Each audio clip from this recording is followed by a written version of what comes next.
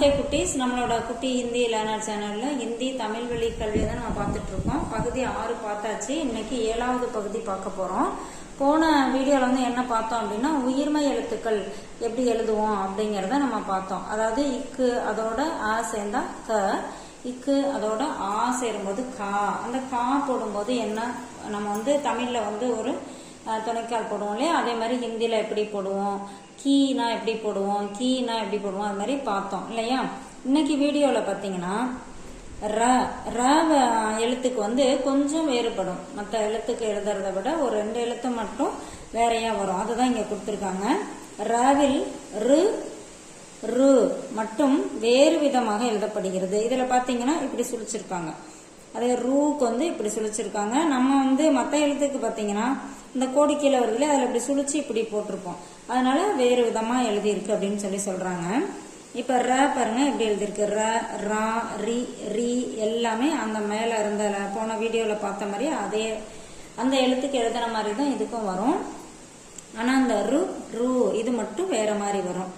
அதே மாதிரி இந்த ரு மாத்திரா வந்து கிடையாது. ரே, ரை, ரோ, ரவ். ஓகேங்களா. இந்த மற்ற எழுத்து இந்த ரு தவிர மீதி எல்லாமே எல்லா எழுத்துக்கும் எழுதுற மாதிரி தான்.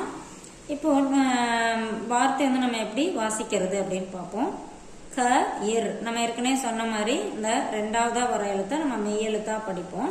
க, இர் அப்படின்னு படிக்கணும். க, இது ரன்னு இருந்தாலும் நம்ம மெய் எழுத்தா அதை வாசிக்கணும். ஸோ இங்க க, இர், கர் அப்படின்னா செய் அப்படின்னு மீனிங் வரும். அடுத்தது கி, ர, இந்த ந வந்து இன்னும் நம்ம படிக்கணும். கடைசி எழுத்த மெய் எழுத்தா படிக்கணும் இல்லையா, அந்த ரூல் படி கி, ர, இன், கிரண், கதிர். அடுத்தது கு, டி, இர், கு, டி, இர், குட்டீர். குட்டீர் அப்படின்னா குடிசை, குடிசை.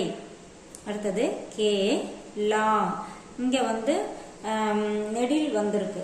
இந்த லா வந்து நெடில் மாத்திரா வந்திருக்கு. ஸோ அப்படியே நம்ம எப்படி இருக்கோ அதே மாதிரி படிக்க போறோம். கே, லா, கேலா அப்படின்னா வாழைப்பழம். அடுத்தது கோ, ம, இல்.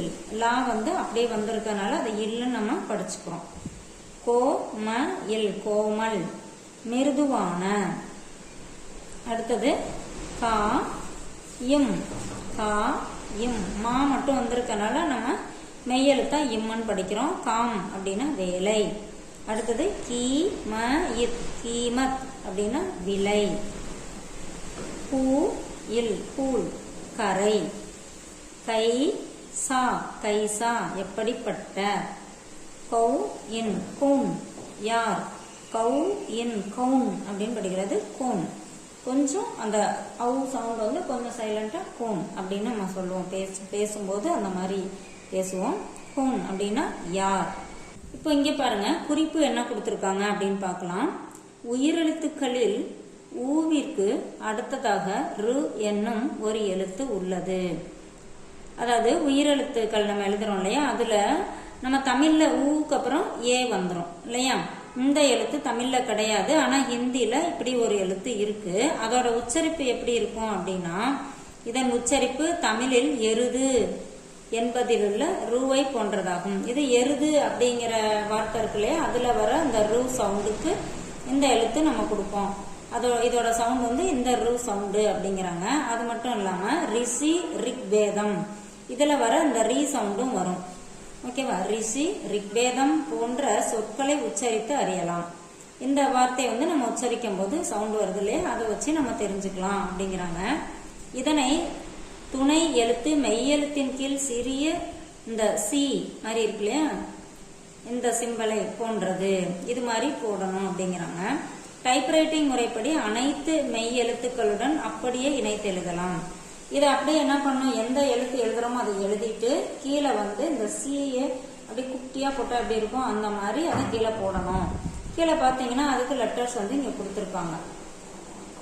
இப்போ காவுக்கு கீழே அந்த லெட்டர் போடும்போது கிரு, அதுக்கப்புறம் டாவுக்கு போடும்போது என்ன ஆகுது ட்ரு, திரு, ப்ரு போல் இணைக்கப்படும். இது மாதிரி இணைப்போம் அப்படின்னு சொல்லியிருக்காங்க. ஆனால் ராவுடன் மட்டும் இணையாது.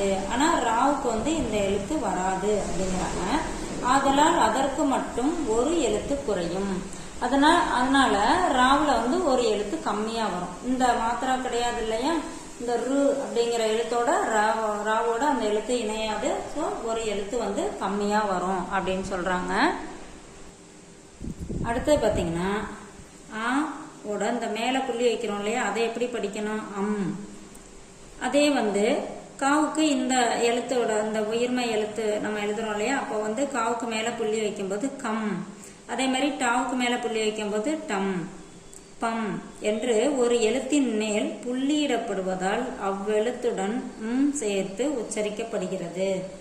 அடுத்தது அக, அக 2 எழுத்து இருக்குல்ல, அதுக்கு எப்படி எழுதணும், அதோட உச்சரிப்பு எப்படி அப்படிங்கறத இங்க கொடுத்துருக்காங்க. அடுத்தது இது வந்து அக அப்படின்னு படிப்போம். கவோட இந்த எழுத்து இந்த 2 டாட் வைக்கும் போது கக.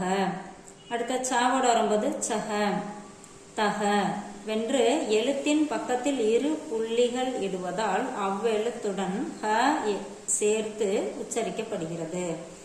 இதோட நம்ம எந்த எழுத்தோட அந்த புள்ளி வச்சாலும் அதோட ஹ சேர்த்து அதோட உச்சரிப்பு வரும் அப்படிங்கிறாங்க. ஹிந்தியில் குறில் ஏவும் குறில் ஓவும் இல்லை. இப்போ தமிழ்ல வந்து ஏக்கு அப்புறம் ஏ இருக்கு, அதுக்கப்புறம் ஓக்கு அப்புறம் ஓ இருக்கு இல்லையா. ஆனா ஹிந்தியில அந்த குறில் ஏவும் குறில் ஓ 2ம் கிடையாது. அவ்வாறே இவற்றிற்கான உயிர்மை எழுத்தும் அமைக்கப்படுவதில்லை.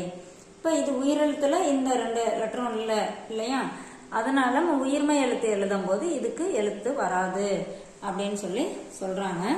இப்போ உயிர்மை எழுத்துக்கள் எப்படி எழுதுறது அப்படின்னு போன வீடியோலையும் இந்த வீடியோல இந்த ராவுக்கு வந்து உயிர்மை எழுத்து அதை எப்படி எழுதுவோம் அப்படிங்கறதையும் அதுக்கு எப்படி வந்து இந்த ரு சிம்பல்லாம் எப்படி போடுவோம் அப்படிங்கறத இந்த வீடியோல பார்த்திருக்கோம். நீங்க இதை வந்து எழுதி பாருங்க, உங்களுக்கு ரொம்ப உபயோகமா இருக்குன்னு நினைக்கிறேன்.